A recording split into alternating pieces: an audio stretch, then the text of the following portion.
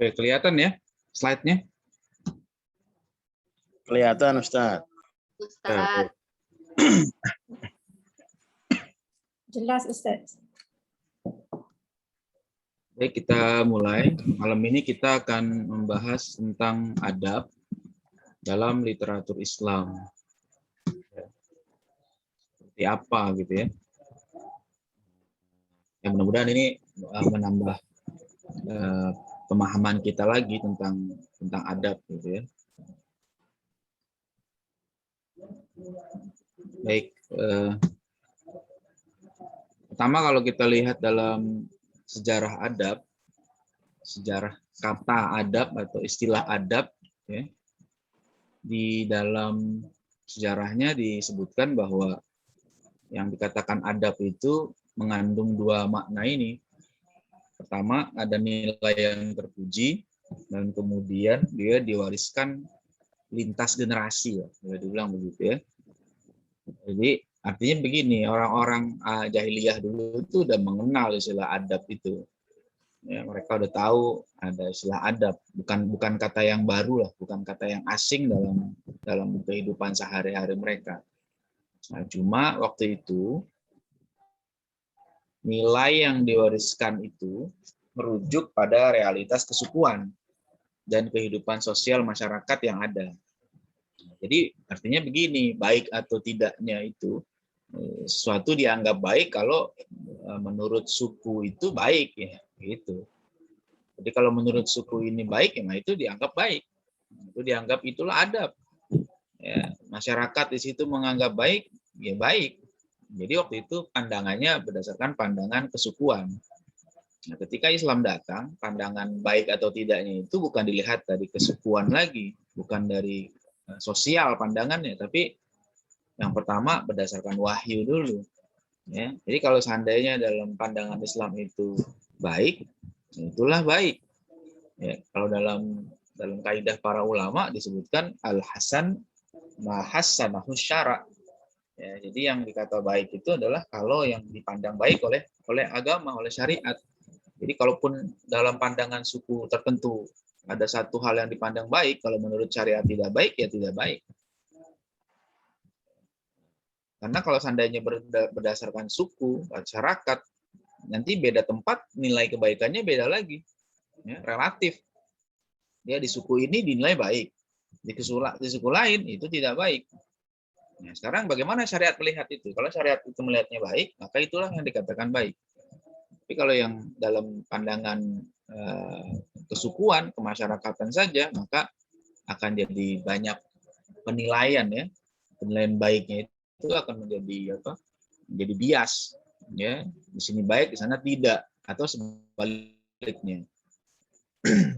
Kemudian, kalau dalam sejarah Islam kemudian berkembang, ya, adab di awal Islam itu bermakna tahdzib wal khuluq, ya. Di awal-awal Islam itu adab dimaknai seperti ini oleh para ulama. Makanya ketika bicara adab kadang maksudnya adalah akhlak yang baik, ya. Tahdzib yaitu penyucian jiwa, akhlak. Nah, kemudian pada masa Bani Umayyah berkembang menjadi maknanya taklim, ya, menjadi pengajaran. Jadi diajarkan secara masif, ya, adab itu. Nah, kemudian di Bani Abbasiyah adab itu bermakna tahdzib wa taklim sekaligus. Ya, sampai akhirnya kemudian berkembang menjadi satu disiplin ilmu. Jadi kemudian adab itu maknanya terjadi penyempitan makna di sini. Makanya orang-orang ketika itu mengenal istilahnya sastra. Ya, sastra itu bahasa Arabnya adab. Ya, jadi kalau kita melihat ada fakultas adab. Fakultas adab itu maksudnya fakultas sastra. Ya, fakultas sastra Arab itu disebutnya fakultas adab. Ya. Kulliyatul adab.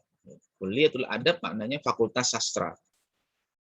Kok fakultas sastra? Ya itu karena terjadi penyempitan makna. Meskipun memang ada hubungannya, karena pada awal-awal Islam sebelumnya itu para ulama ketika menceritakan kebaikan-kebaikan, ya, dalam buku-buku mereka disebut adab juga. ya, dan dengan bahasa yang bagus, ya, diceritakan dengan bahasa yang sangat indah. Ya. Nah, itu sekilas sejarahnya lah ya, sejarah bagaimana makna adab kemudian akhirnya kita kenal sampai hari ini. Oke, nah sekarang kalau kita lihat dalam Al-Quran, istilah adab dalam Al-Quran bagaimana? Nah, kalau kita lihat dalam Al-Quran, kata adab dengan berbagai bentuknya tidak ditemukan di dalam Al-Quran. Jadi nggak ada. Satu kata pun di Quran tidak ada kata adab. Adab, takdib, itu nggak ada tuh. Atau adaba, bentuk fiilnya mungkin ya. Adaba, yu'adibu, nggak ada juga. Atau dalam bentuk fiil amr, perintah, ya, adib, nggak ada. Dalam Quran memang tidak ditemukan. Ya, makanya ini menjadi salah satu Cak Nur dulu mengkritik Prof. Alatas tuh gara-gara ini. Ya, kata Cak Nur kalau memang adab itu benar, ya, mestinya di Quran dong. Kenapa ngambil konsep pendidikan takdib itu dari hadis? Kalau mau ngambil dari Quran sekalian, ya, kata Cak Nur begitu dulu. Ya.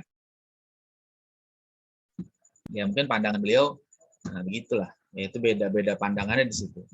Kemudian kalau di dalam hadis disebut bahwa Al-Quran itu adalah jamuan, makdubah atau adab dari Allah Subhanahu Wa Taala. Yang kemarin kita bahas pada pertemuan sebelumnya kan ingat tuh jamuan hadisnya gitu. Inna hadzal Quran ma'dubatullah, ya, fata'allamu min ma'dubatihi mastata'tum. Itu ada hadis yang diriwayatkan oleh Ibnu Mas'ud, ya, bahwa adab ini adalah ma'dubah, ya, Al-Quran ini adalah ma'dubatullah, jamuan dari Allah. Itu ada hadis itu bunyinya gitu. Ada beberapa riwayat lain juga yang maknanya sama, menyebut bahwa Al-Quran itu adalah jamuan, adalah adab, ya, dari Allah Subhanahu Wa Taala. Nah, oleh karena itu artinya begini, ketika hadis sendiri menyebutkan bahwa Al-Quran itu adalah adab, artinya semua yang terkandung dalam Al-Quran itu mengandung adab, ya. Karena apa? Karena itu Allah sediakan untuk kita pelajari, untuk kita pahami, untuk kita amalkan, ya, untuk kita nikmati. Kan seperti jamuan yang dinikmati. Jadi kalau kita bisa menikmati Al-Quran dengan sepenuh hati, itulah kita akan jadi orang yang beradab. Ya, makanya kalau katanya memang nggak ada, tapi kandungan Al-Quran itu adalah semuanya adab. Ya, karena Al-Quran itu jamuan untuk hati kita. Ya, jadi meskipun istilah adab tidak ditemukan lafaznya di dalam Al-Quran, namun maknanya terdapat di dalam seluruh kandungan Al-Quran. Gitu. Jadi kalau kita lihat dari awal sampai akhir, itu isinya adab semua. Ya, dari mulai Fatihah sampai An-Nas, itu adalah adab. Ya. Bagi yang paham, ya, itu akan sangat jelas. Jadi kalau ada yang belum kita begitu. Tapi tidak dinafikan bahwa adab itu semuanya ada dalam Al-Quran. Nah, jadi kalau kita lihat memang secara bahasa, ya, secara lafaz, kata adab memang tidak ada di dalam Al-Quran. Tapi bukan berarti kalau begitu nggak benar. Bukan. Ya. Sekarang kalau dalam hadis, kalau dalam hadis ini banyak. Tapi kalau ini kita lihat Al-Quran dulu. Sebenarnya gini, kalau dalam Al-Quran secara lafaz itu memang tidak ketemu. Tapi banyak ayat sebenarnya yang diambil oleh para ulama untuk menyampaikan dasar tentang adab. Ada banyak nih, tapi saya ambil satu ayat ini saja. Ya, kalau dalam kitab-kitab para ulama disebutkan misalnya ayat surat At-Tahrim ayat 6, ya. Ya ayyuhalladzina amanu qu anfusakum wa ahlikum nar. Hai orang-orang yang beriman, peliharalah dirimu dan keluargamu dari api neraka. Nah, ini ayat ini. Ayat ini mesti kita hafal. Ya, menurut saya ini ayat penting, ayat yang berat. Ayatnya singkat tapi ayat ini berat. Ya. Saya suka menghibur kawan-kawan yang masih jomblo. Ya, kan kawan-kawan yang masih jomblo tuh suka dibully sama teman-temannya tuh. Ya, kalau seandainya lebaran gitu kan, kapan nikah gitu kan? Kasihan banget nih jomblo, bukan dicariin istri atau suami malah dibully gitu kan. Saya bilang ke teman-teman yang jomblo, biar sabar lah jadi jomblo. Jadi jomblo itu masuk surganya bisa lebih cepat dari yang orang nikah. Kenapa? Karena orang nikah itu berat. Ya, orang nikah itu tanggung jawabnya terhadap diri sendiri dan keluarga, gitu kan. Kalau jomblo kan dia mikirin diri sendiri aja, nggak mikirin siapa-siapa. Ya, kalau dia udah selamat, enak masuk surga. Tapi kalau orang berkeluarga tuh nggak begitu. Dia mikirin dirinya, nah kemudian keluarganya tuh. Makanya Allah perintahin ini ku anfusakum dulu kan, wa ahlikum baru. Nah kalau jomblo kan cuman ku anfusakum. Ya, ahlinya kan nggak punya dia. Nah, jadi masuk surganya bisa lebih cepat. Nah, kalau yang punya keluarga, itu masuk surganya diproses itu. Ya, dia pikirin nggak keluarganya, nih, istrinya, anaknya, dan yang lain-lain. Itu makanya kalau kita mikirin ayat ini, sebenarnya ini ayat yang sangat berat buat kita yang punya keluarga. Jadi kita bukan cuma mikirin untuk apa? Untuk selama sendirian. Makanya kalau ada foto ya, ada foto di medsos, orang foto sama suaminya, suami istri lah gitu ya. Terus dikasih caption sama dia, ya, menua bersama. Ya, gitu kita ceritanya gitu kan. Ya, menua. Kalau bisa jangan cuma menua bersama, ya ke surga bersama lah. Nah, kalau cuma menua bersama, nanti di akhiratnya nggak ke surga bareng-bareng, ngapain juga gitu kan. Jadi harusnya bukan cuma sekedar menua bersama, tapi ke surga bersama. Nah itu. Jadi kawan-kawan yang jomblo, saya suka bilang udah jangan sedih gitu ya. Gitu. Jadi apa namanya? Jadi seperti itu ya, harus harus santai saja ya. Nah, itu jadi kita tahu nih. Nah, ini juga buat orang yang mau poligami, dia mikir-mikir harusnya kalau dengan ayat ini ya. Poligami itu tanggung jawabnya berat. Ya, jadi jangan sembarangan aja pengen nikah 2, 3, 4. Memang ayatnya ada. Boleh, tapi kalau dipikirin dengan ayat ini, ku anfusakum wa ahlikum naro, nah itu kan nggak gampang itu. Berat. Ya, makanya ngomongnya gampang, tapi menjaga amanah ini berat. Ya, nah, makanya Ustadz Adian kan cuma ngomong aja, suka bercanda kan, tapi Ustadz Adian sendiri nggak berani ngamalin. Ya, kenapa? Karena ayat ini berat tanggung jawabnya. Ya, ku anfusakum wa ahlikum naro, meskipun beliau suka bercanda-canda kalau tentang poligami begini, tapi ngamalinnya beliau juga ngeri lah. Nah, kalau Ustadz Adian aja ngeri, apalagi saya kan begitu. Jadi saya juga nggak berani lah ya. Guru saya aja nggak berani, apalagi muridnya kan begitu. Nah, jadi kita memang mikirin tanggung jawab juga berat. Nah, sekarang kemudian ayat ini ditafsirkan oleh sahabat-sahabat Nabi, yaitu Ali bin Abi Thalib dan Ibnu Abbas nih yang sebagai pakar tafsir di kalangan sahabat. Apa kata beliau? Kata mereka berdua, adibuhum wa'allimuhum. Ya, didik mereka dengan adab, ajarkan mereka ilmu. Nah, itu tafsirannya itu. Dan ini banyak ditulis oleh para ulama tafsir. Dalam tafsir-tafsir mereka. Karena jadi cek di tafsir Ibnu Katsir ada, ya, di tafsir macam-macam banyak nih. Ya, kalau punya kitab tafsir koleksi banyak, silakanlah dibuka. Ini ayat ini tafsirkan salah satu tafsirnya ini. Ya, jadi didik. Bagaimana supaya kita selamat? Bagaimana supaya keluarga kita selamat? Ya, kita harus didik mereka semua dengan adab dan ajarkan mereka ilmu. Mudah-mudahan dengan kayak begini kita bakal terpelihara dari api neraka, bakalan selamat gitu ya, tidak bakal celaka. Gitu. Nah, ini kalau dalam Quran ya. Ayat lain lagi ada sebenarnya. Ya, cuma pembahasannya agak panjang lagi nanti itu. Oke, sekarang kalau kita lihat gimana kalau dalam hadis? Setelah adab dalam hadis Nabi, nah kalau dalam hadis Nabi kata adab ini cukup banyak lah kita temukan dalam berbagai bentuknya ya, dalam berbagai bentuk itu banyak bisa kita bisa kita temukan. Ada kata adab, ada kata ma'dubah, ada kata ta'dib, ada kata adaba, yu'addibu, dan lain-lain lagi ya. Nah tadi saya lihat di chat nih ya, gimana bisa ma'dubah bertransformasi jadi adab? Kalau secara bahasa ya ini memang begitu perubahan kata ya. Kalau dalam bahasa Arab itu ada ilmu sorof namanya. Ya, kalau belajar ilmu sorof, kalau ada yang menerjemahkan ilmu sorof itu morfologi. Ya, bagaimana perubahan kata dari satu kata ke kata yang lain. Kata bahasa Arab itu perubahannya banyak. Ya, nanti kalau belajar sorof itu ada misalnya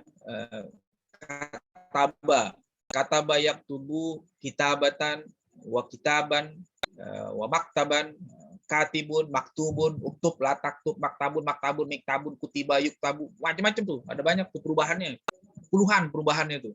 Itu kalau apa, kalau ngerti bahasa Arab jadi tahu tuh perubahan kata banyak ya, artinya macam-macam kan. Terus jadi dia bisa tuh makdubah makdabah itu satu akar kata adab. Cuma bentuknya kalau makdubah itu masdar mimi namanya kalau dalam ilmu sorof ya. Apa itu masdar mimi? Nah itu harus belajar bahasa Arab. Kalau nggak belajar bahasa Arab saya bingung juga jelasinnya. Jadi ada namanya masdar mimi. Ya. Nah, terus kenapa maknanya jadi adab? Nah, kemarin udah saya jelasin tuh. Ya, kalau kemarin hadir yang namanya makdubah itu kan jamuan. Ya, jamuan itu ada subjeknya, ada makanannya, ada cara menikmatinya.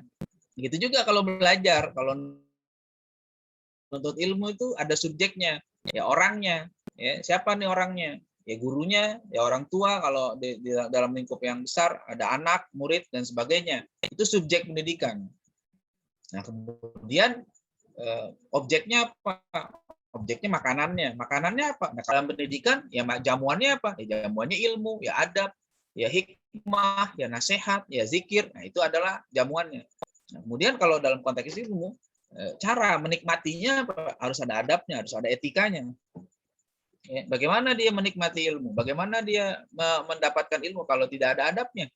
Ya, sebagaimana kalau kita ingin menyantap makanan, tidak pakai adab, orang juga nggak mau lah, nggak suka. Ya, akan diusir lah dari jamuan itu kalau dia tidak bisa menikmati makanannya dengan adab. Ya, jadi kayak gitu kira-kira. Nah, sekalian saya jawab ya. Tadi itu. Nah, kemudian makna adab dalam hadis juga bervariasi. Ada banyak firman Allah, ya, ada yang maknanya perilaku, ada yang maknanya sanksi disiplin, ada yang maknanya penanaman akhlak dan sebagainya. Ya, banyak nih makna-maknanya. Nah, kalau kita lihat dalam kitab-kitab hadis ya, riwayat-riwayat yang ada banyak. Nah, misalnya gini. Nah, ini hadis yang apa? Hadis yang terkenal yang kemudian dijadikan landasan oleh Profesor Alatas dalam buku-buku beliau.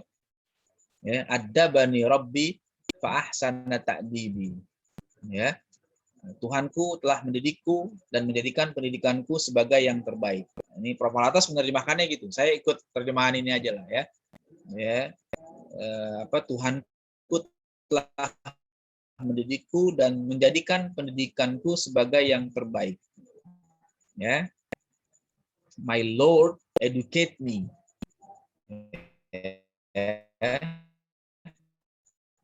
Jadi gitu kata Alatas. Ini terjemahannya Prof. Alatas ya. Aku dididik oleh Tuhanku dan Tuhanku menjadikan pendidikanku sebagai yang terbaik. Maka Prof. Alatas konsep pendidikannya disebut dengan takdib, ya. Karena dari sini nih mengambil riwayatnya takdib, gitu ya. Ya, hadis ini diriwayatkan oleh As-Sam'ani dalam kitabnya Adabul Imla dari riwayat Ibnu Mas'ud, ya. Nah, bagaimana komentar para ulama tentang hadis ini? Imam Zarkashi mengatakan hadis Adabani Rabbi fa ahsana ta'dibi maknahu sahih lakinnahu lam ya'ti min tariqin sahih. Artinya hadis Adabani Rabbi fa ahsana ta'dibi ini adalah maknanya sahih, tapi datang dari jalan yang tidak sahih.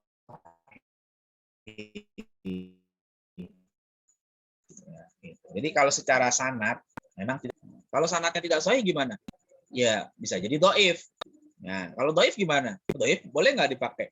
Tergantung buat apa. Nah, itu dalam Islam ini adab juga nih. Nah, jadi ini pentingnya tahu adab. Kalau orang nggak paham adab, nanti mentang-mentang hadisnya tidak sahih, langsung ditolak. Ya. Nah, sekarang dari dulu para ulama ketika bicara hadis itu, kalau dia hadisnya dhaif, kita harus tahu menempatkan hadis dhaif itu di mana. Kalau bicara akidah, Nah, itu nggak boleh ngomong hadis doif, pakai hadis doif, nggak boleh. Ya, bicara fikih, hukum, halal haram, nah itu nggak boleh pakai hadis doif. Tapi kalau bicara tentang akhlak, adab, ya, targhib wa tarhib, adab boleh, nggak masalah. Ya, jadi kita nih kalau belum tahu gitu ya, jangan terlalu anti, jangan terlalu alergi dengan hadis doif. Ya, kadang-kadang ada orang yang terlalu alergi gitu. Ini hadisnya doif. Padahal kalau ditanya juga, hadis doif apaan? Ya pokoknya hadisnya doif. Hadisnya doif. Ya, ini hadis yang tidak sahih. Ya, ya. Padahal itu panjang penjelasannya. Hadis doif itu juga ada macam-macam. Ya, jadi hadis doif itu selama tidak maudhu itu masih bisa diamalkan oleh para ulama dan ulama menerima. Ya, bahkan Imam Bukhari itu adalah ulama yang sangat ketat terhadap hadis.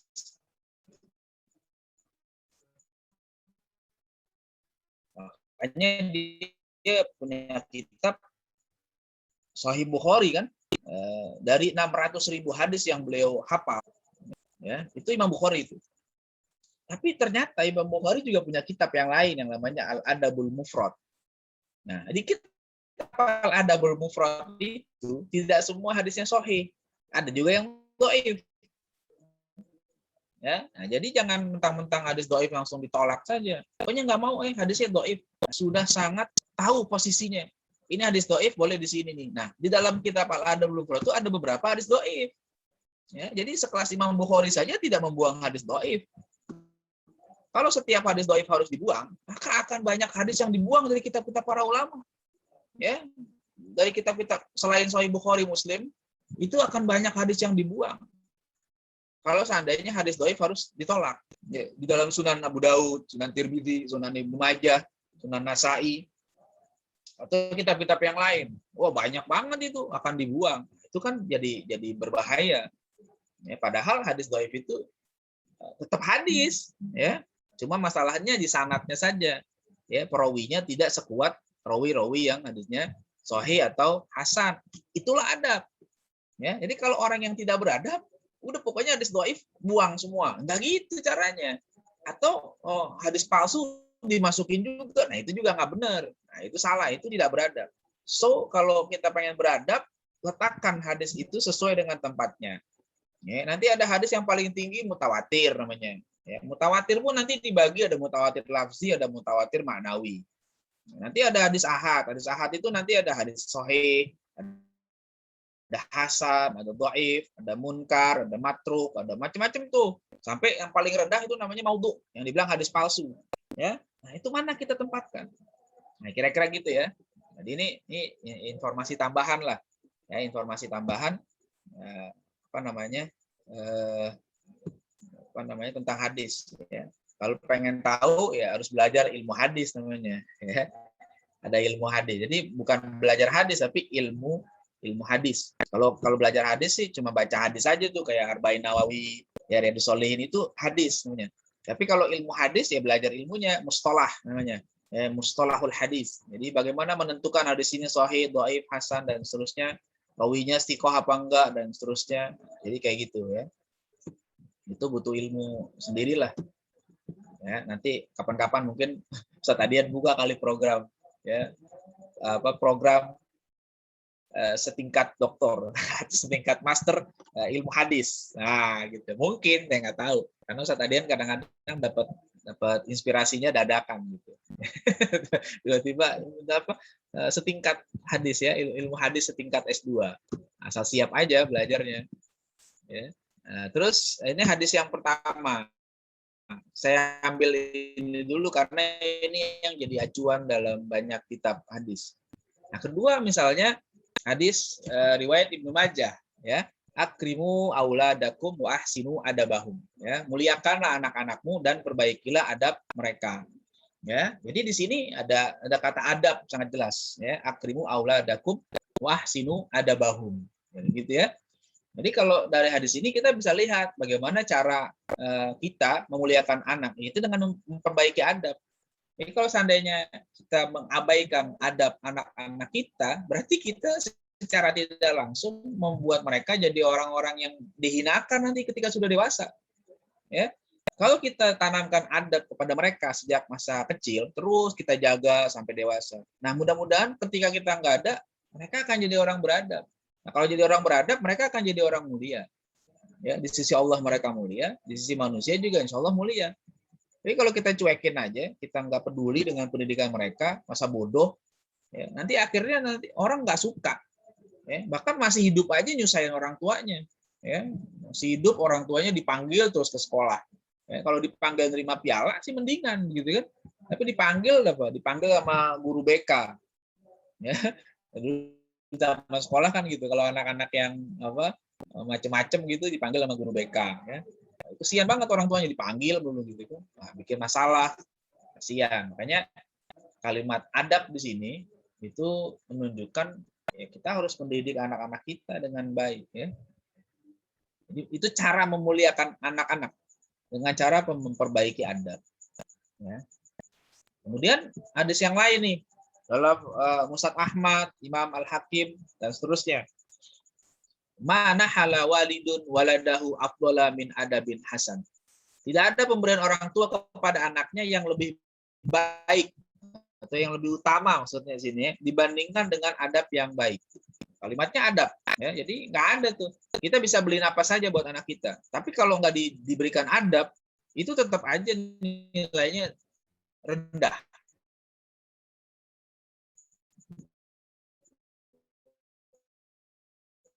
Ya, ada orang yang mampu membelikan mobil nggak diberikan, ya dia nggak dapat yang baik lah. Ya, kasihan. Itu malah nanti akan merusak mereka sendiri. Kalau seandainya tidak diiringi dengan adab. Makanya kita berikan adab ke mereka, anak-anak kita. Ya, supaya kalaupun nanti mereka dapat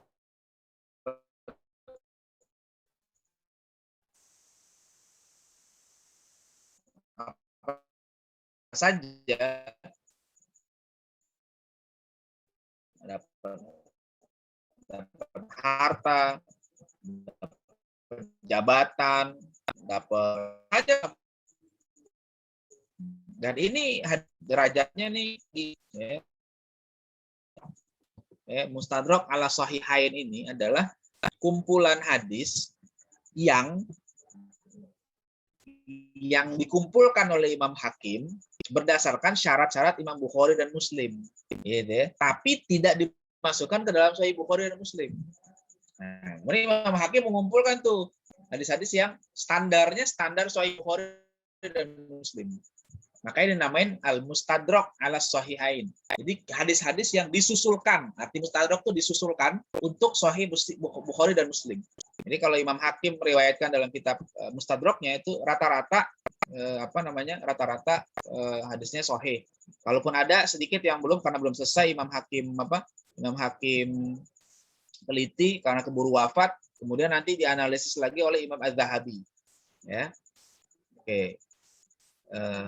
Oh iya, masih putus-putus nggak? Sudah nggak? Masih putus-putus nggak? Suaranya jelas nggak? Oke, udah jelas ya. Tadi putus-putus.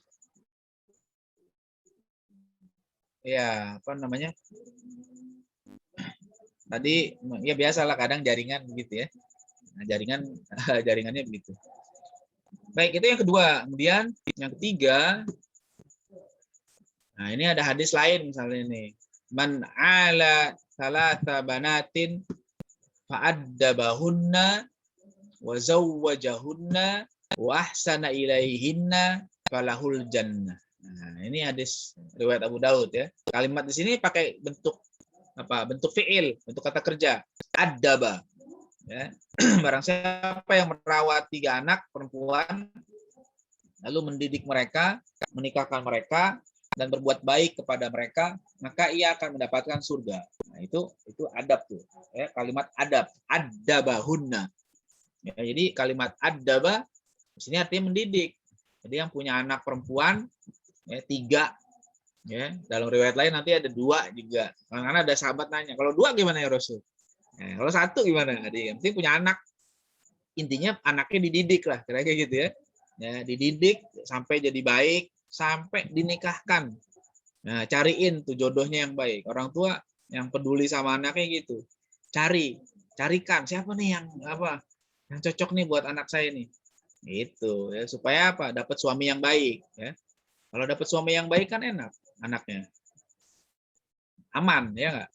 Gitu. Kalau suaminya baik, insya Allah dibawa kemana aja aman. Ya, tapi kalau suaminya nggak baik kan ngeri. Ya, anak perempuan kasihan nanti digebukin sama suaminya. Nauzubillah kan kasihan. Tapi kalau dia apa namanya?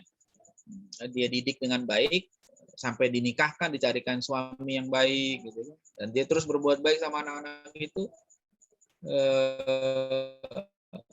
dapat surga dia. Kenapa anak perempuan? Ayo, kenapa anak perempuan? Kenapa nggak anak laki-laki? Jadi kalau anak laki-laki gimana dong? Nggak apa-apa. Kalau anak perempuan kenapa? Karena dulu pada zaman jahiliyah, orang Arab itu nggak suka punya anak perempuan. Ya, orang Arab jahiliyah itu salah satu hobinya kan perang. Ya, hobinya itu, hobi orang Arab jahiliyah dulu perang. Ya, makanya dia kalau punya anak perempuan sebel, kesel, nggak mau dia. Di Quran Allah ceritakan tuh wa idza busyira ahaduhum bil unta dhalla wajhuhum muswadda fahuwa kadzim. Ya, jika diberi kabar dia dapat anak perempuan, langsung itu wajahnya merah, marah besar, pokoknya malu rasanya, aduh punya anak perempuan nggak ada gunanya nih. Dulu gitu waktu lagi zaman jahiliyah, nggak bisa diajak perang nih. Tapi kalau laki-laki bangga dia. Lihat nih anak saya laki gitu ya. Nanti kalau seandainya udah dewasa dia akan mengalahkan suku-suku yang lain. Dulu begitu tuh orang-orang jahiliyah tuh. Nah, Islam itu mengangkat derajat perempuan ya. Jadi artinya mau anak laki kek, mau anak perempuan, semuanya harus dirawat dengan baik ya. Bahkan diangkat derajatnya betul ya. Ya, jadi diangkat derajatnya oleh oleh Islam ya. Sampai ada surat surat An-Nisa ya kan, surat perempuan ya, nggak ada surat Ar-Rijal ya. Surat laki-laki nggak ada tuh, ini ada surat perempuan ya. Jadi Allah mengangkat derajat itu sehingga Islam itu orang-orang perempuan dihormati ya. Dan banyak lagi keutamaan-keutamaan yang diperoleh oleh perempuan ya, begitu. Oke, kemudian kita lihat.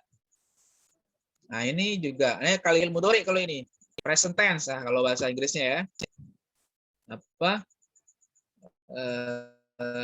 La ayyu addibar rajulu waladahu khairun lahu min ayyatasaddaqa bisa'in. Ya.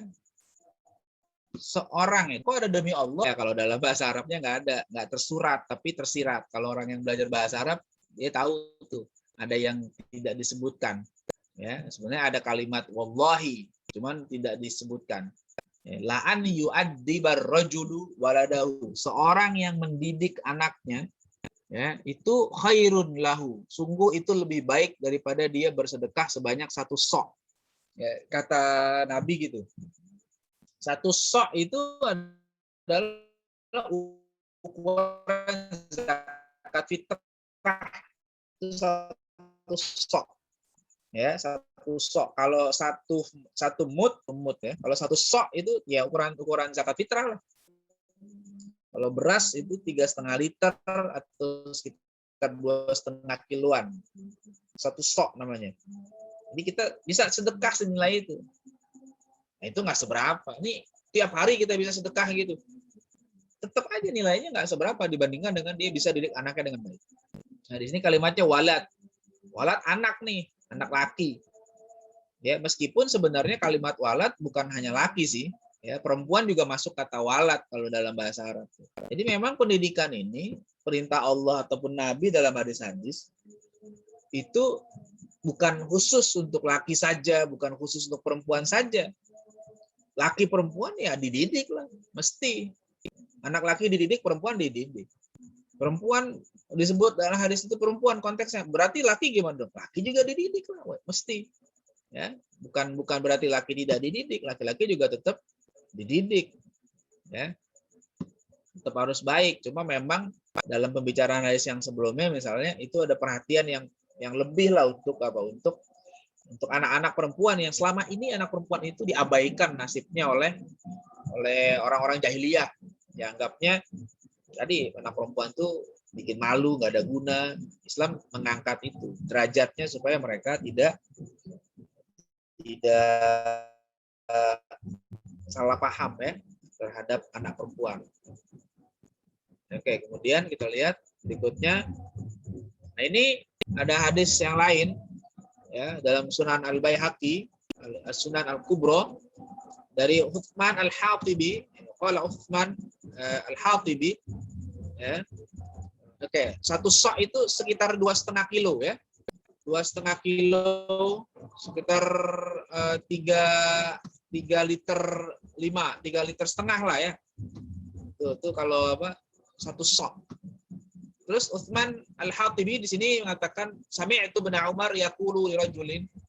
Ibnu Umar mendengar, aku mendengar Ibnu Umar dia berkata kepada seorang, adib ibnaka. Nah, ini kalimatnya menggunakan fi'il amr nih. Kalimat perintah. Adib ibnaka. Didik anakmu. Fa innaka mas'ulun an waladika madza adabtahu. Karena kamu akan ditanya ya, madza adabtahu ya, tentang anakmu ditanya nanti, apa yang kau tanamkan dalam pendidikannya ya. Wa madza 'allamtahu, dan apa ya, wa innahu mas'ulun an birrika wa ta'iyatihi laka. Dia nanti juga akan ditanya tentang kebaktiannya dan ketaatannya kepadamu. Nah, ini adalah apa namanya, yang menggunakan redaksi fi'il amr, kata perintah ya, adib. Terus kita lihat lagi, nah itu tadi hadis lah sebagian, banyak lagi sebenarnya kalau kita mau apa, kalau kita mau bahas sangat banyak. Cuman ini mudah-mudahan cukup mewakili hadis-hadis yang lain lah ya. Sekarang kalau pandangan ulama gimana tentang adab? Kalau kita lihat pandangan ulama sepanjang zaman sangat memperhatikan adab. Para ulama itu banyak sekali ya. Dan perhatiannya mereka terhadap adab melebihi perhatian mereka terhadap ilmu. Jadi artinya mereka tuh sangat cinta ilmu, tapi mereka tidak memisahkan ilmu dengan adab. Ya, makanya mereka belajar dengan sungguh-sungguh ya, menjadi ulama-ulama yang beradab. Karena ini penting, bukan sekedar pintar, ya, bukan sekedar ahli dalam berbagai bidang, tapi adabnya itu yang paling penting yang harus dijaga. Nah, kemudian banyak pandangan ulama tentang adab yang dicatat di berbagai sumber. Pandangannya ada yang berupa pernyataan, sikap, biografi, bahkan karya khusus tentang adab. Kalau kita mau kaji banyak nih nanti nih. Ya, dan pandangan para ulama tentang adab itu berkaitan dengan banyak hal, bukan hanya sopan santun, ya, bukan hanya etika sesama, bukan. Tapi adab itu cakupannya luas. Kita bisa lihat nanti dari pandangan para ulama ketika bicara tentang adab. Ya. Nah, misalnya dari mulai generasi sahabat ya, Umar bin Khattab mengatakan ta'addabu summa ta'allamu. Ya, kata Umar bin Khattab, ta'addabu summa ta'allamu. Ya, pelajari adab, ya, tanamkan adab maksudnya. Summa ta'allamu, kemudian pelajari ilmu. Nah, ini Umar bin Khattab pun sangat menekankan adab. Ya, dicatat oleh para ulama nih.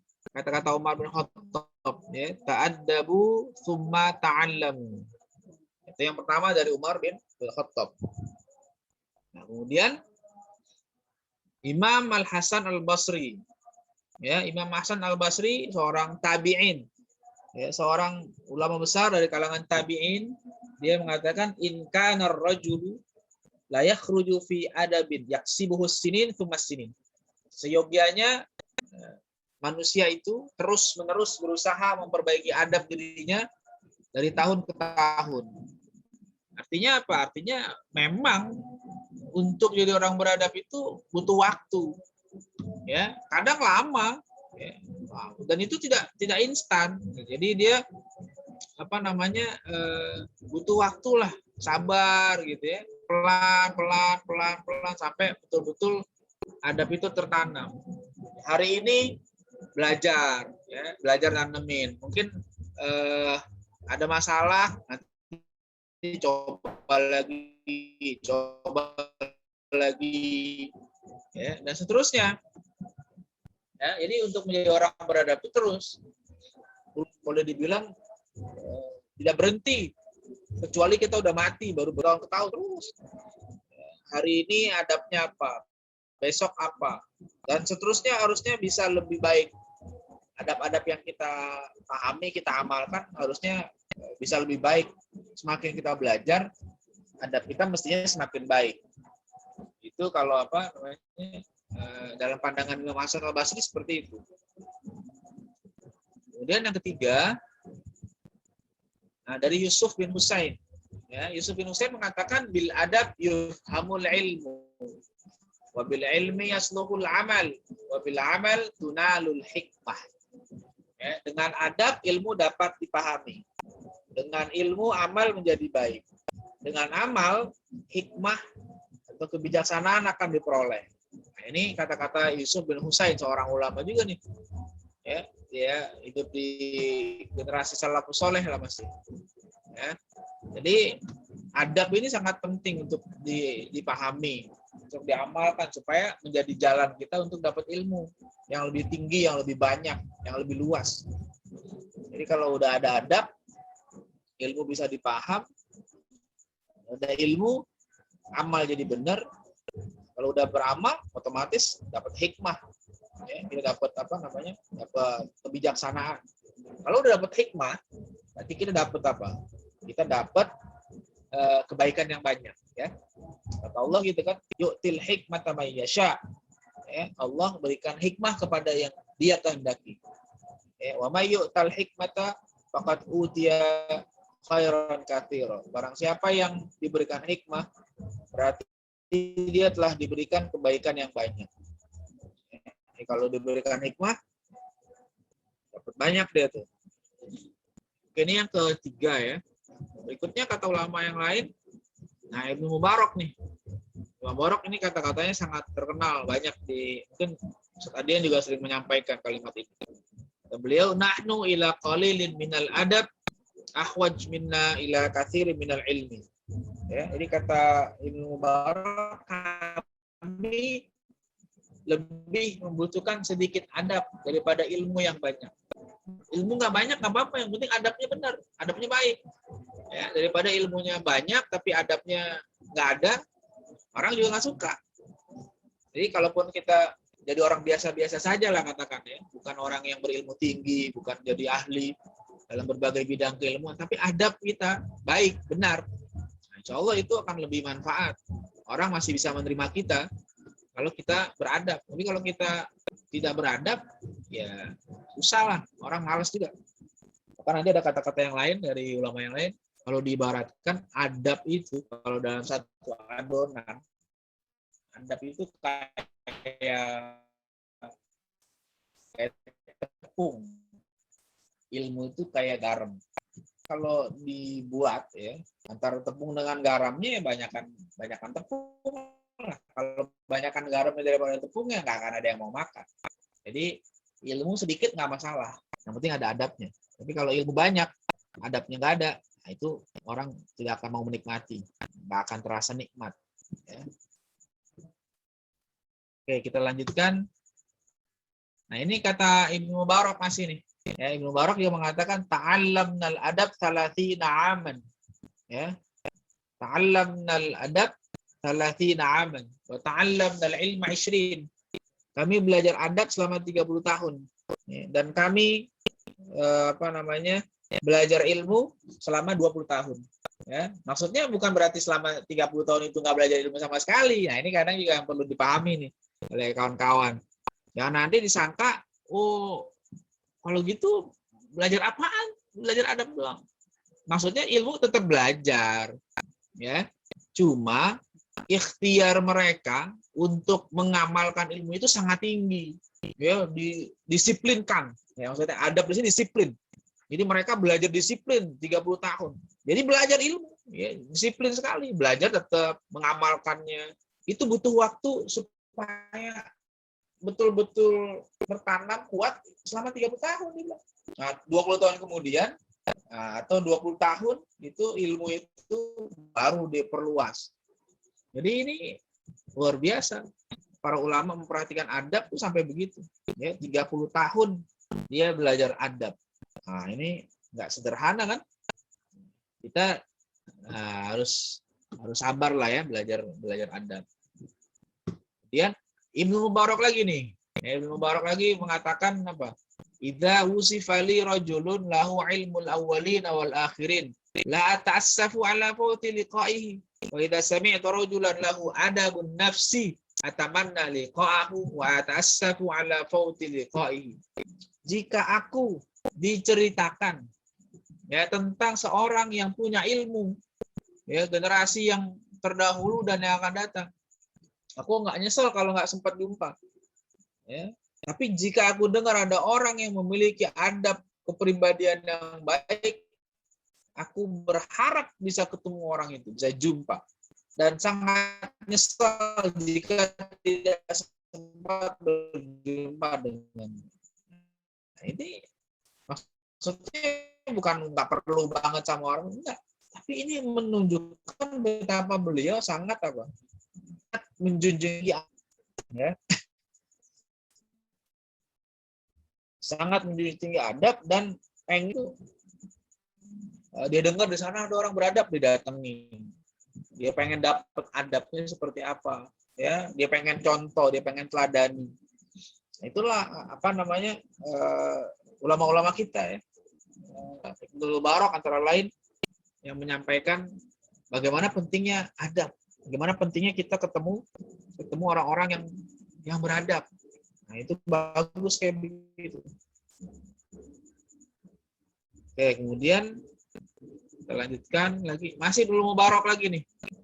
Ya, Ibnu Mubarak itu dikata adabul khidmah azzu minal khidmah. Ya, adab khidmah lebih berharga dari khidmah itu sendiri. Ya. Jadi khidmah itu dalam tradisi ilmu itu biasa. Ya, dalam Islam yang namanya tradisi ilmu salah satunya adalah khidmah. Ya, berkhidmat kepada guru, yang membantu. Nah, itu kalau di pesantren apalagi terasa banget tuh. Ya, bagaimana anak-anak ditanamkan khidmat. Khidmat itu melayani, membantu keperluan apa? Keperluan guru, ya, menyiapkan misalnya guru mau ngajar, disiapkan tuh tempatnya, ya, mejanya, kursinya, peralatan-peralatannya disapuin, dipel dan seterusnya itu namanya khidmat. Ya, khidmat itu biasa tuh. Kalau dulu malah di tradisi pesantren tradisional itu santri pada nimbain air untuk apa? Untuk keperluan gurunya. Ya, kemudian kasih makan kambingnya. Itu khidmat lah. Pokoknya khidmat apa saja. Dan itu nanti akan apa? Akan berbuah pahala itu. Nah, cuma khidmat itu harus ada adabnya. Kalau cuma khidmat saja sambil gerutu, nah itu nggak ada gunanya. Jadi kalau dalam Islam itu diajarkan berkhidmat itu harus ada inisiatif, itu adabnya itu penting itu salah. Ya, tidak pakai adab, ya, tidak ikhlas, ya. Ngerjain sih tapi ngerutu gitu misalnya. Itu nggak ada nilainya tuh. Nah, tapi kalau dijalani dengan baik, itu insya Allah akan menjadi apa? Akan menjadi manfaat untuk orang yang mau khidmat tadi. Ya, manfaatnya banyak. Ya. Makanya kalau di sekolah-sekolah tuh, ya, anak-anak disuruh nyapu gitu misalnya, itu khidmat, biarin aja. Nah, itu pendidikan juga. Jangan kita bilang, oh anak saya kok di sini suruh nyapu, kan anak saya suruh sekolah. Loh, itu pendidikan. Nyapu itu pendidikan. Ya, apalagi bersih-bersih kelas itu pendidikan. Kerja bakti itu pendidikan. Itu apa namanya? Jadi jangan dianggap yang namanya belajar itu hanya di dalam kelas, buka buku, ya, nah, itu bukan sebatas itu, tapi luas makna pendidikan itu, termasuk mengerjakan apa saja. Ya, nemenin guru jalan kemana itu khidmat, ya. Kalau dia bisa nyetirin gurunya itu adab, itu khidmat. Nah, itu ada adabnya. Oke, kita lanjutkan. Nah, ini Ibnu Mubarak lagi nih. Ya. Man tahawana bil adab uqiba bihirmanis sunan. Oman tahawana bisunan uqiba bihirmani faraid. Oman talang dari sunnah-sunnah. Barang siapa yang meremehkan sunnah-sunnah, dia akan terhalang dari yang wajib. Barang siapa yang meremehkan berbagai kewajiban, dia terhalang dari pengetahuan, dari ma'rifat. Dia nggak bakal jadi orang pintar. Kalau udah apa? Kalau udah tak peduli dengan kewajibannya, gimana mau dapat pengetahuan? Ya. Ini cara kita untuk jadi hamba yang taat dengan segala perintah Allah. Kita jalankan yang wajib, kita jalankan yang sunnah, kita jalankan. Nah, itulah adab. Adab sebagai hamba Allah begitu. Ya. Oke, kita lanjutkan lagi. Nah, ini Ibnu Mubarak lagi mengatakan tarkul adab min mukhamaratil jahli. Ya, meninggalkan adab termasuk tanda bertambahnya kebodohan. Nah, ini kalau orang yang udah nggak mau beradab, nggak mau mengamalkan adab, berarti tambah bodoh dia. Ya, bukan tambah pinter, tambah bodoh. Rugi ya. Ini orang yang tidak mengamalkan adab itu bukan untung, malah rugi, karena malah akan tampak kebodohan. Jadi sebaliknya orang yang semakin beradab, dia akan semakin beruntung. Ini kita lihat lagi dalam kata-kata ulama yang lain. Ibnu Wahab mengatakan manaqalna min adabi Malik aktsar mimma ta'allamna min ilmi.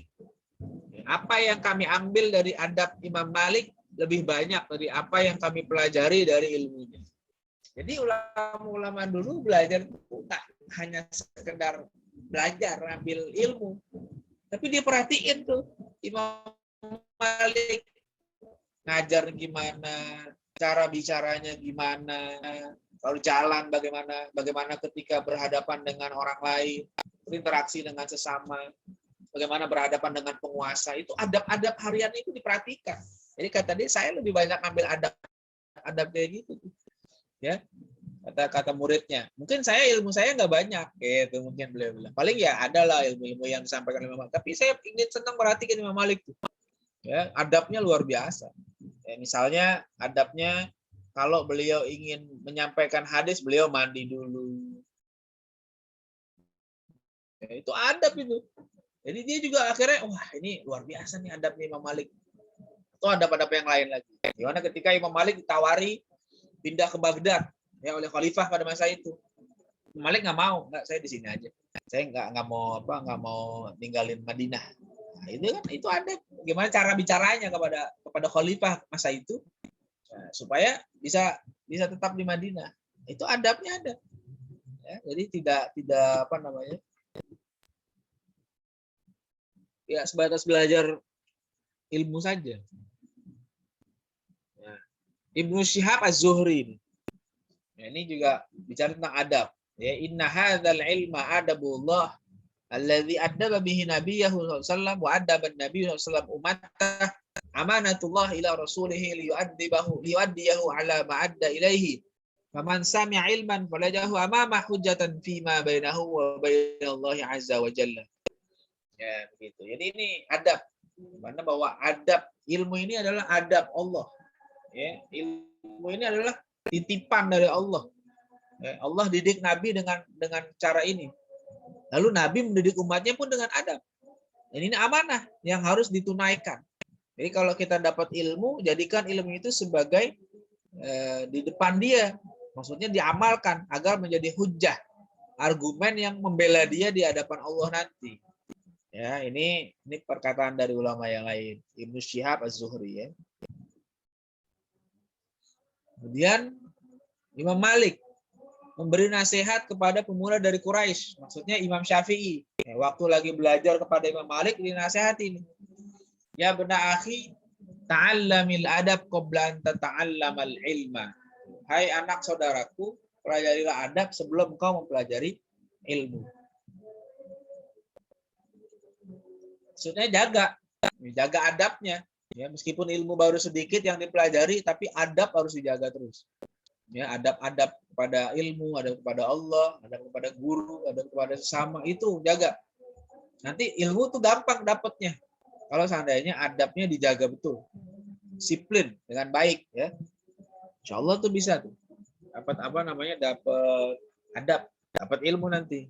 Dan benar, Imam Syafi'i kemudian menjadi orang yang sangat beradab. Kenapa? Karena memang beliau mencari adabnya nggak main-main. Beliau mencari adabnya dengan sungguh-sungguh. Ya. Nah ini nih, Imam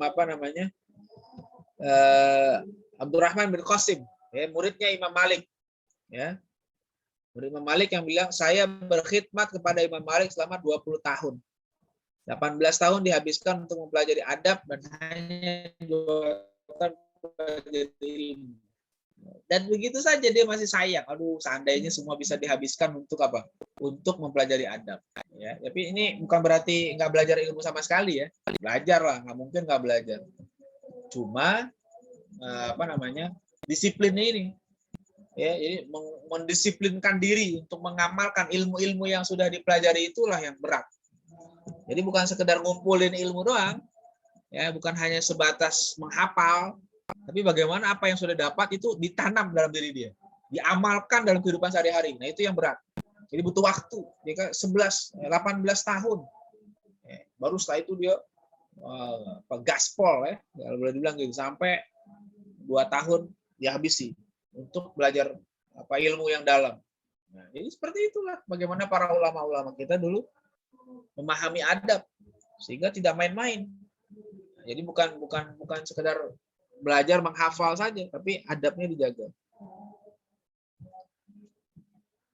Nah, Imam Syafi'i ini.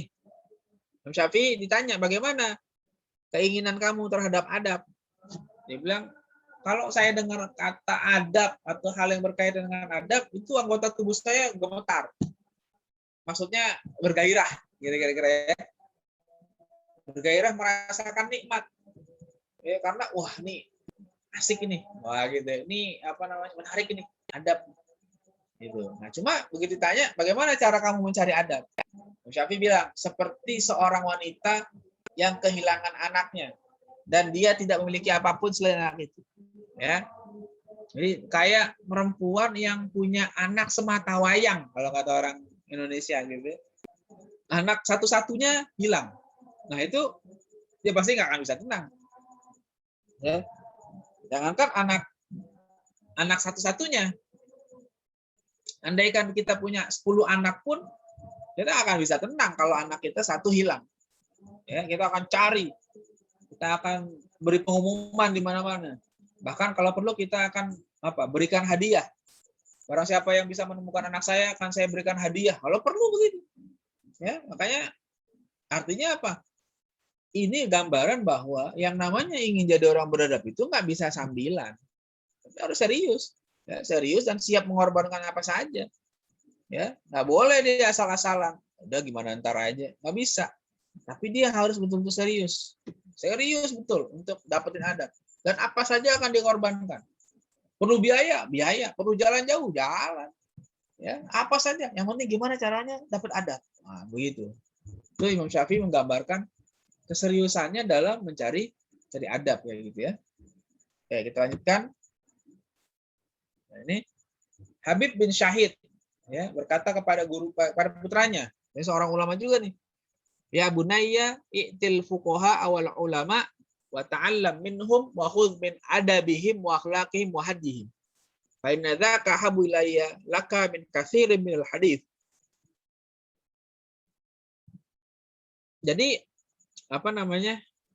para ulama dulu mengingatkan anak-anaknya, silakan bergaul dengan para ulama, bergaul pada fuqaha, adabnya pelajari, ya, belajar dari mereka, tapi jangan lupa adabnya ambil, adab mereka, akhlak mereka, ya, kebaikan-kebaikan mereka, petunjuk-petunjuk mereka ambil.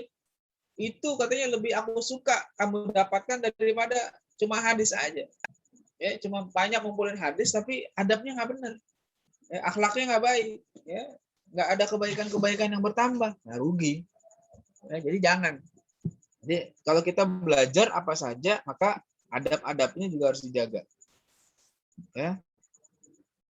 Oke, kita lanjutkan. Nah, Imam Ghazali. Imam Ghazali mengingatkan adab.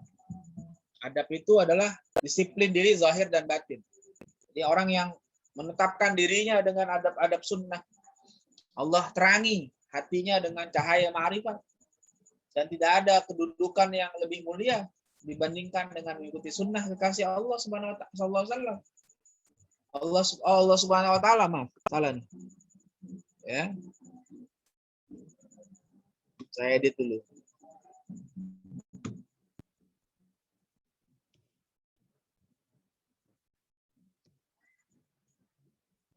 Allah Subhanahu wa taala.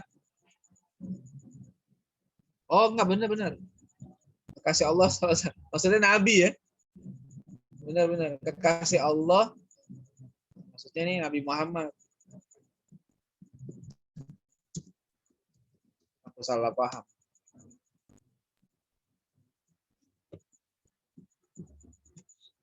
Ya, sunnah kekasih Allah, yaitu Nabi Muhammad SAW dalam hal perintah, perbuatan, akhlak, dan beradab dengan adab-adabnya.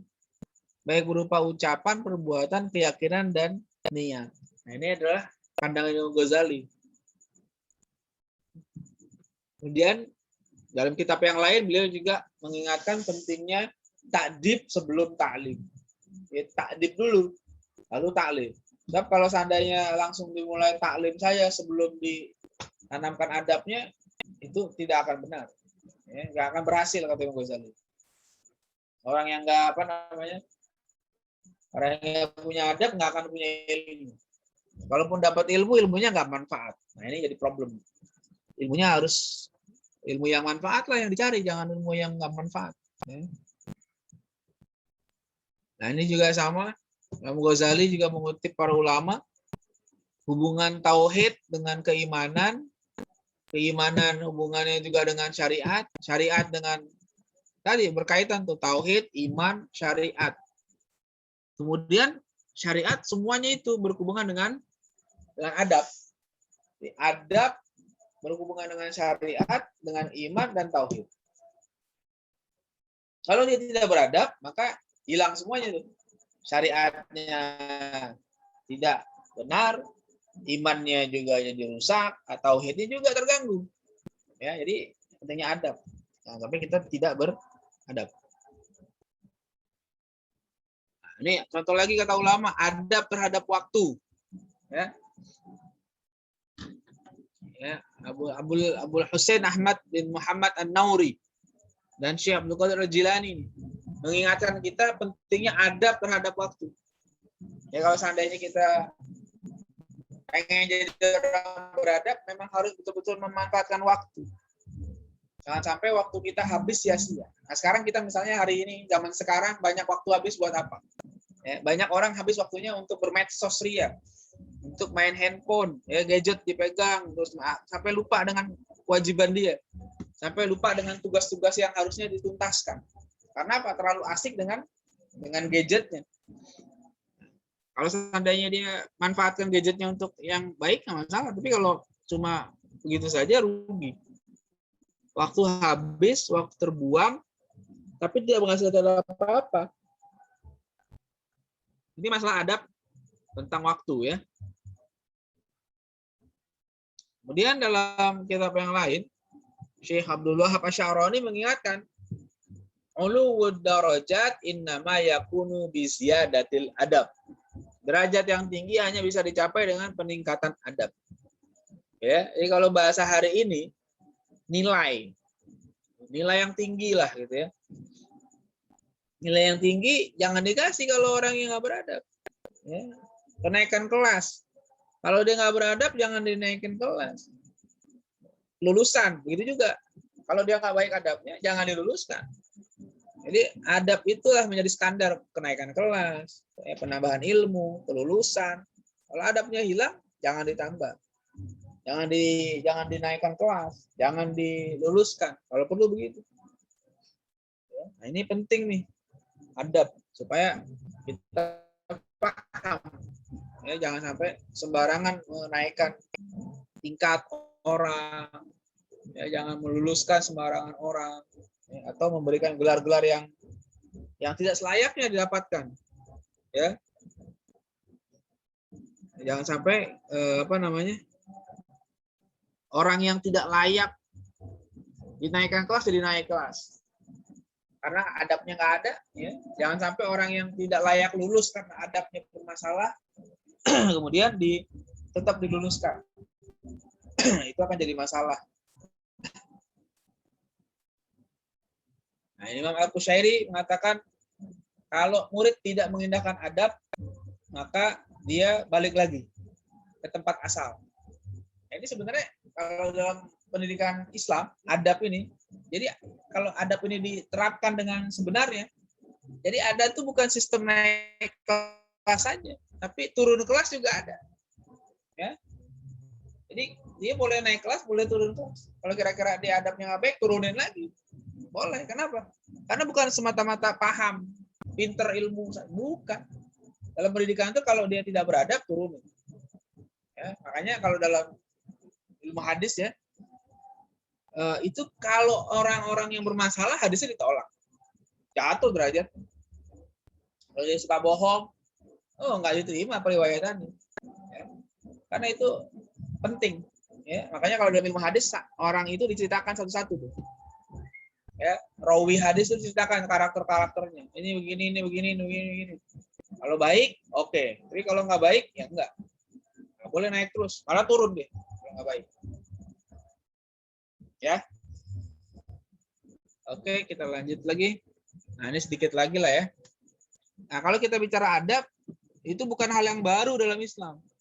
Ini beberapa contoh kitab-kitab yang ditulis sejak zaman ulama klasik. Ya, ini kitab Adab Al-Adabul Mufrad Imam Bukhari. Ya, kitab Adabul Muallimin Ibnu Sahnun.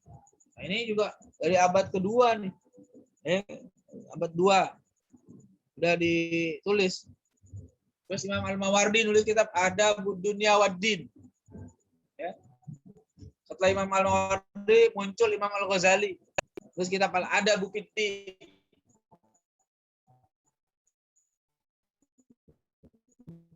Ya, ada dalam risalahnya dikumpulkan kalau hari ini. Mudhiratus Sami wal Mutakallim fi Adabil Alim wal Muta'allim. Ya. Jadi begitu. Ini tentang adab juga nih. Kemudian Imam Nawawi nulis kitab Adabul Alim wal Muta'allim. Ini sebenarnya pengantar atau muqaddimah, pendahuluan dalam kitab Majmu'. Ya, kitab Majmu' itu kitab fikih yang sangat tebal, ya. Kalau cetakan Darul Hadis Mesir itu 22 jilid.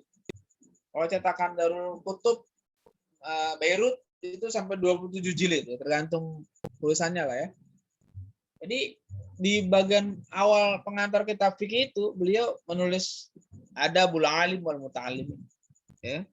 Kemudian ada yang nyetak terpisah. Ya, nggak apa-apa, yang penting itu bagian dari Nawawi. Dan ada juga Adabul Muridin. Adab murid, ya, ini karangan Suhrawardi. Kemudian ada Ta'rif bi Adabit Ta'lif. Ya. Ini tentang adab-adab menulis buku, mengarang kitab gitu ya. Jadi adabnya harus disampaikan. Di dalam kitab ini disebutkan macam-macam adabnya. Jangan nyontek, jangan plagiat. Ya, kalau orang sekarang gitu kan kira-kira. Ya dulu ulama kita udah nulis. Ya, aturan apa? Aturan menulis karya. Ya, hak apa namanya? Hak cipta kalau kata orang sekarang. Itu perlu dijaga tuh. Nggak sembarangan. Jadi kalau kita pengen serius memahami adab, nah buku-buku inilah jadi rujukan kita. Silakan dicari. Sebagian besar udah ada terjemahannya nih. Al-Adabul Mufrad ada terjemahannya. Adabul Muallimin kalau bahasa Indonesia belum ada terjemahannya, tapi bahasa Inggris ada. Adabud Dunya Waddin ada. Al-Adab Fiddin belum ada nih. Tazkiratus Sami banyak, Adabul Alim wal Muta'allim. Nah, ini yang masih lumayan lah. Banyak terjemahannya dan bisa kita coba cek lagi kalau pengen tahu. Kemudian, nah ini ulama Melayu nih. Ya. Ulama-ulama Melayu, karya-karya ulama Melayu tentang adab. Karya Syekh Hasyim Asy'ari itu. Ya, yang dua di atas, yang pertama masih tulisan tangan yang biru, yang merah itu sudah dicetak baru terbit ya, dalam versi yang lebih bagus dan sudah dikaji lebih jauh oleh Dr. Munul Hakim. Kemudian ada kitab bahasa Melayu. Kalau yang tadi bahasa Arab di atas, sekarang bahasa Melayu. Ada Bul Insan, ya, kemudian ada Bul Insan tulis Islam. Ini lagi nih. Kemudian ada bahasa Melayu, judulnya Kitab Adab Perempuan. Nah, ini adab-adab yang berkaitan dengan kehidupan perempuan dibahas dalam kitab ini. Silahkan. Kalau seandainya apa? Dan ini banyak yang jual, ya, sangat banyak. Kalau yang kitab adab perempuan ini adanya di Malaysia nih, di Akademi Jawi Klasika, daerah Bangi nih. Nah, ini Ibu, apa yang dari Malaysia kemarin itu?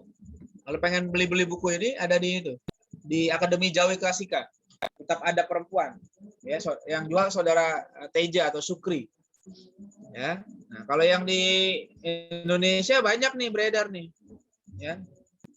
Nah, itu kitab Adabul Alim wal Muta'alim terjemahannya juga sudah ada.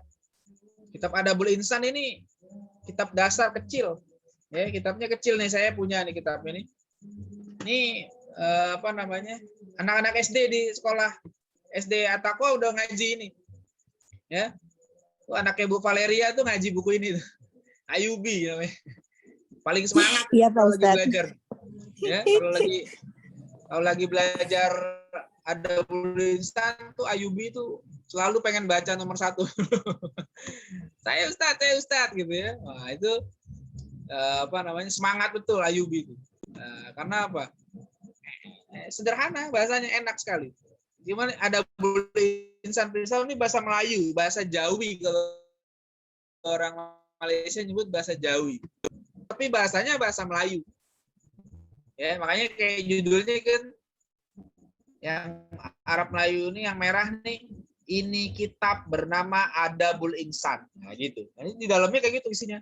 Adab kepada Tuhan, adab kepada orang tua, adab kepada guru ngaji, dan seterusnya itu disebutin tuh adab-adab di apa namanya di kitab adab perempuan ini di Malaysia terbitnya. Di Indonesia biasanya kawan-kawan Nun ya, komunitas Nun Depok tuh suka beli buku-buku dari Malaysia, bisa dicek di komunitas Nun atau di yang lain. Oke, kemudian kalau yang berbahasa Inggris, nah ini nih, ini kalau bisa dapat buku ini bagus juga nih. Ini yang pertama ini Classical Foundation of Islamic Educational Thought. Ini ada beberapa buku ulama diterjemahkan oleh tim di sini ya. Saya dapat buku ini dari Ustaz Adian, waktu itu dikasih. Ustaz Adian dari Malaysia, kemudian sama Prof Wan dibagi, dan saya dapat, alhamdulillah. Ya, jadi kalau di Malaysia nih mungkin di Kinokuniya ada nih, ya, di KLCC. Ya, nanti Ibu Asmahan yang di Malaysia kalau mau beli mungkin di Kinokuniya ada buku ini. Ya, buku ini enaknya versi Arab dan Inggris. Jadi sebelah kanan bahasa Arabnya, sebelah kiri bahasa Inggrisnya. Jadi dua bahasa dia. Nah, itu bisa. Di sini ada buku-buku adab nih banyak isinya. Ya, mulai dari Ibnu Sahno tadi itu ya. Gitu. Nah, terus kalau ini yang buku Al-Ghazali nih. Ini baru nih, proyek baru. Diterjemahkan untuk anak-anak. Padahal ini dari Ihya Ulumuddin. Ya, banyak sekali. Saya baru dapat kabar dari kawan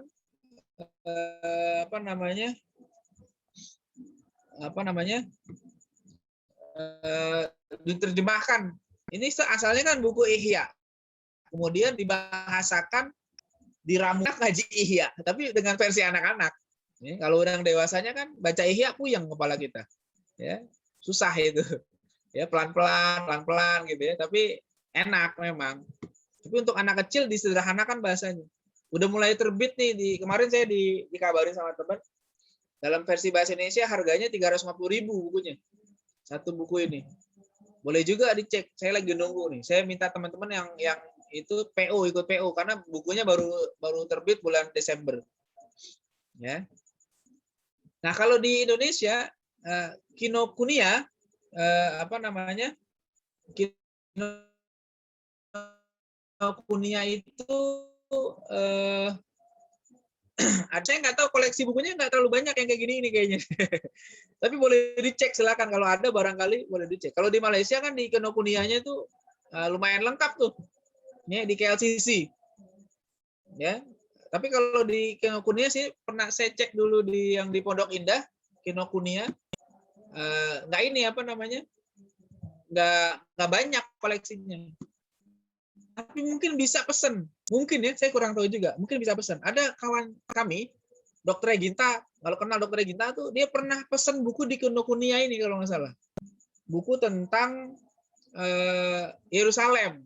Kalau nggak salah dia pesan dari Kinokuniya. Atau dari mana saya lupa. Ya, pesen lah berapa bulan baru sampai. Nah, itu bagus juga.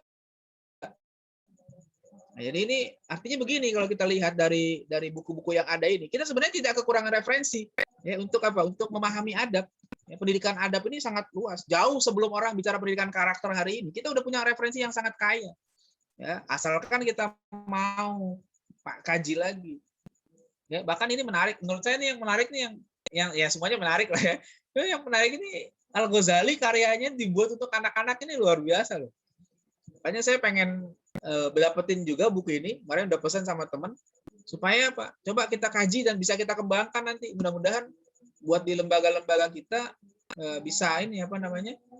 Bisa diterapkan juga. Ya, kalau untuk yang orang dewasanya sih udah banyak terjemahannya. Tapi untuk anak-anak ini sesuatu yang baru, menurut saya menarik sekali. Oke, gitu ya. Oke, saya rasa itu hari ini cukup dulu. Wallahu a'lam bishawab. Nah, kita lanjutkan dengan diskusi lah kalau masih ada yang ingin diskusikan. Kalau diskusi boleh. Kalau mau pesan buku nanti silakan dikoordinir.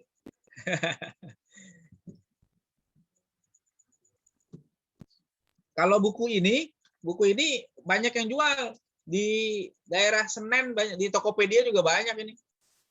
Buku ini banyak di Senen, banyak nih yang jual, di toko Menara Kudus banyak. Cuma bacanya ada rumusnya, rumus Jawi itu ada rumusnya, huruf-hurufnya tuh, huruf G, huruf Eng, huruf beberapa sih nggak banyak. Insya Allah sebentar bisa. Ya, anak-anak SD aja kelas 5 tuh, anaknya Bu Valeria tuh udah bisa tuh bacanya, ya belajar. Ya, Insya Allah sebentar bisa. Ya, bahasa Arab Melayu, namanya Arab Melayu. Jadi bahasanya Melayu, bukan Jawa. Kalau yang Jawa pegon namanya. Pegon apa pegon ya? Orang Jawa tuh yang tahu lah. Ya, ada bahasa Jawa, Arab pegon namanya. Nah, itu pakai bahasa Jawa. Kalau yang ini bukan bahasa Jawa, bahasa Melayu.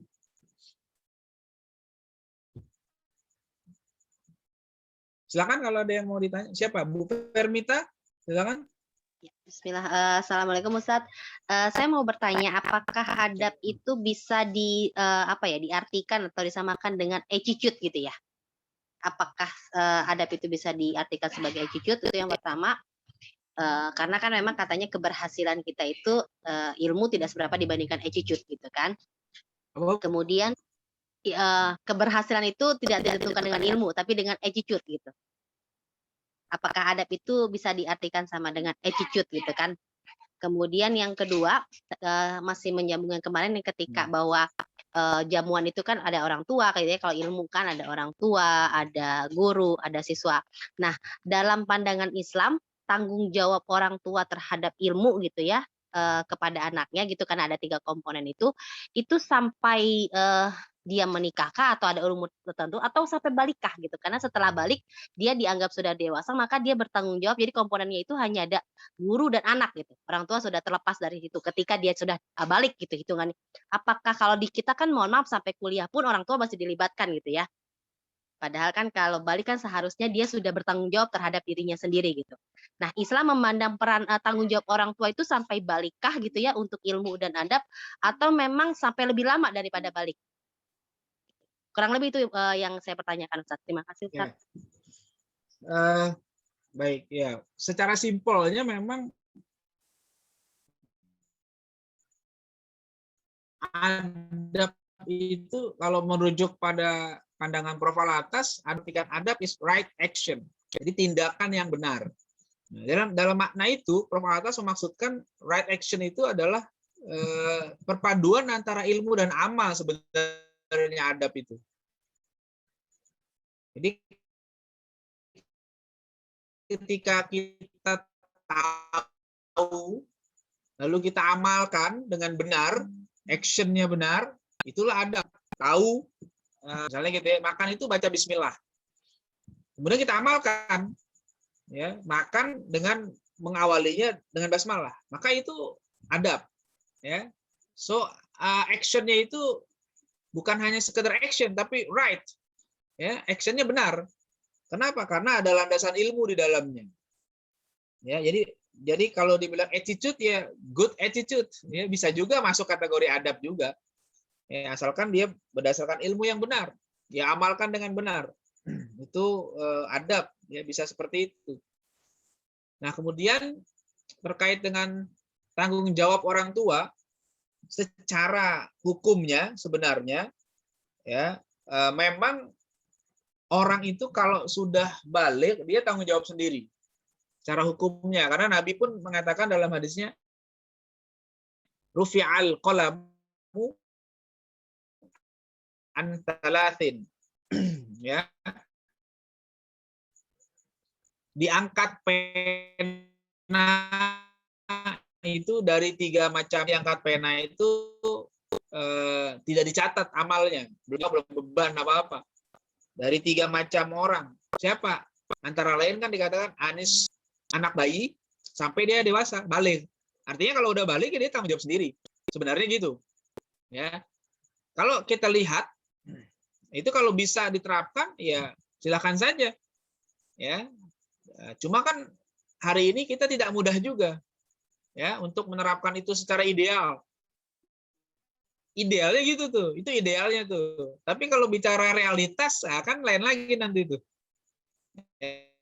Maka kita juga ketika menyikapi pandangan-pandangan yang adisme dengan realitas yang ada. Dan dulu para ulama pun kadang-kadang dalam prakteknya juga, meskipun anaknya sudah dewasa, tetap dibantu oleh orang tuanya. Dan itu tidak ada larangan sebenarnya. Tidak ada tidak dibiarkan begitu saja. Orang tua tetap punya kewajiban untuk mengingatkan, ya, untuk menasehati. Bukan berarti ketika sudah balik orang tua berlepas tangan, tidak.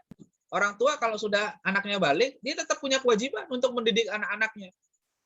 Tapi ketika sudah balik, dosanya sudah bukan tanggung jawab orang tua lagi. Itu maksudnya. Tapi yang namanya kewajiban tetap. Ya, dia sudah menikah pun dia tetap wajib mendidik anak-anaknya, dinasehati, diingatkan, ya, tetap wajib. Nah, kalau orang tua udah ingatkan anaknya masih nggak dengar, orang tua nggak dosa. Ya, orang tuanya nggak salah. Tapi kalau masih kecil, belum ada tanggung jawab, anaknya nggak dosa. Kan begitu.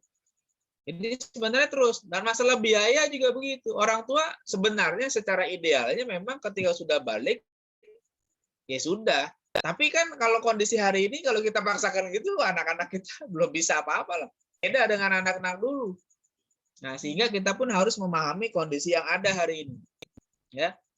Dan itu bukan satu yang baru sebenarnya. Dulu para ulama ada yang dibiayai sama orang tuanya sampai dewasa. Ya, karena orang tuanya pengen anak ini jadi ulama besar dan orang tuanya mampu. Ya. Ya benar, dibilang sama istrinya, udah anak kita jangan dikasih ngapa-ngapain. Artinya jangan disuruh bekerja juga, biar kita yang tanggung. Biar dia belajar fokus, biar jadi ulama. Ada yang kayak begitu. Ya, dibiayai oleh orang tuanya yang kaya. Ya, boleh-boleh saja, nggak masalah. Ya, dan itu bukan memanjakan anak sebenarnya, karena memang orang tua punya orang tuanya juga ulama nih. Ya, orang tuanya ulama. Ada Imam Taqiyuddin As-Subki punya anak, Tajuddin As-Subki, dua-duanya ulama. Ya, begitu, dia kaya, dia punya harta, anaknya diberikan, pokoknya udah saya pengen anak ini biar fokus. Nah, ini kalau dalam ilmu tasawuf namanya tajrid, makom tajrid. Jadi anaknya itu udah nggak usah diganggu dengan apa hal-hal yang bukan, biar dia fokus. Nah, kalau seandainya dia dengan usaha segala macam, nanti itu makomnya turun jadi kasat. Ya, jadi usaha, takutnya nggak fokus. ya, bukan berarti dilarang, tidak. Jadi silahkan sesuaikan dengan kondisi kita. Jadi kalau seandainya kita masih memberikan beasiswa buat anak kita, ya kita mau biayai nggak masalah sebenarnya pada prinsipnya. Tapi kalau dia mau mulai, paling nggak kalaupun nggak bisa semuanya, dia yang ambil porsinya sebagian, silahkan saja. Tapi kita tanamkan itu, dia mulai berpikir untuk mandiri. Ya, jadi seperti itu kira-kira, Bu Permita. Ya, syukran Ustaz atas penjelasannya. Ya, silakan yang lain. Siapa dulu? Ustaz. Ya, silakan Ibu. Bu Darmawati. Ustaz, Insya Allah penjelasan dari Antum, saya jadi wacana awal saya menyimpulkan bahwa pendidikan adab ini memang benar-benar diawali dari pendidikan keluarga. Ustaz. Jadi berawal dari keluarga, dari rumah tangga kita sendiri. Nah, kemarin saya sempat terus terang saat di sini saya jadi pengasuhan di Pondok Pesantren Putra ya, dan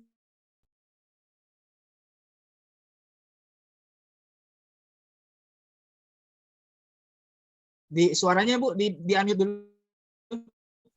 Itu mic-nya ketutup.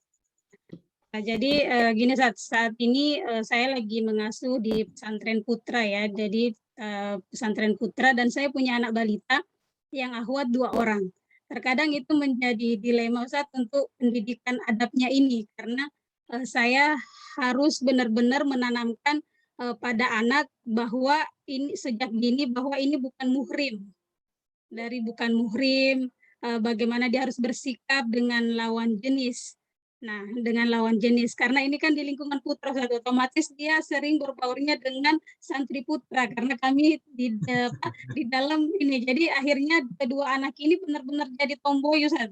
Dari perkembangan fisiknya itu jadi tomboy, suka manja, suka ini apa yang dilakukan oleh abang-abangnya itu juga yang mereka lakukan gitu.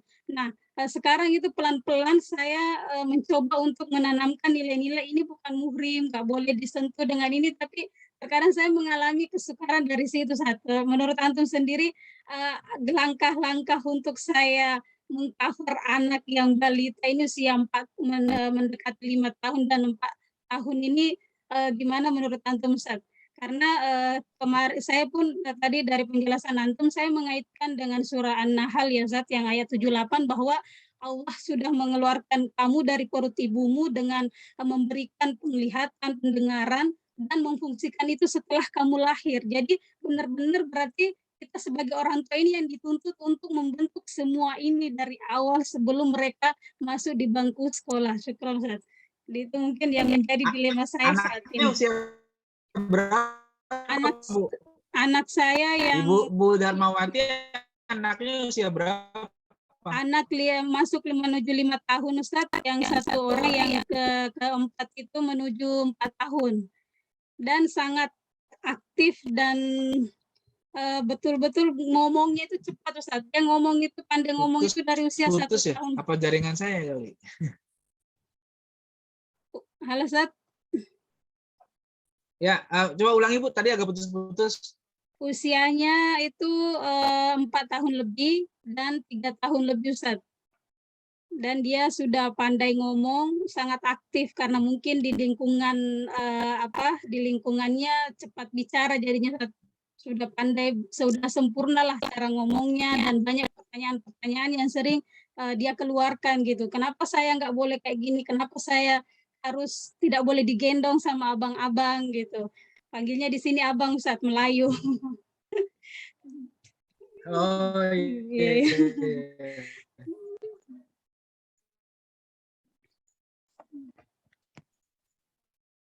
Iya, iya betul.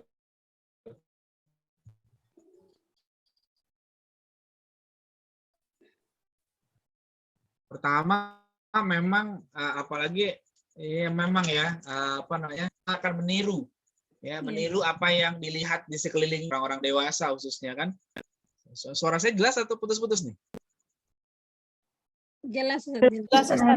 Jelas ya, takutnya putus. Ya, jadi ada fase imitasi.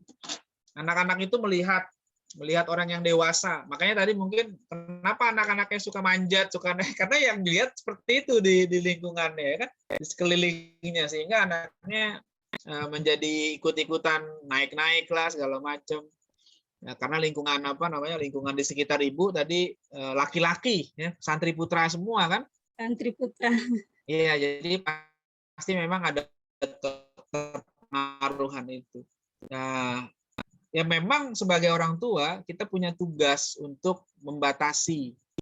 Maksudnya ya bukan melarang sama sekali, karena bagaimanapun juga ya kenal. Cuma memang ada hal-hal yang memang tidak boleh lah. Ya meskipun mereka masih kecil dan khawatir nanti keterusan begitu ya. Jadi kalau kata Imam Ghazali itu dalam Ihya, salah satu kewajiban orang tua dalam pendidikan anaknya itu dia harus menjaga dari lingkungan yang tidak baik.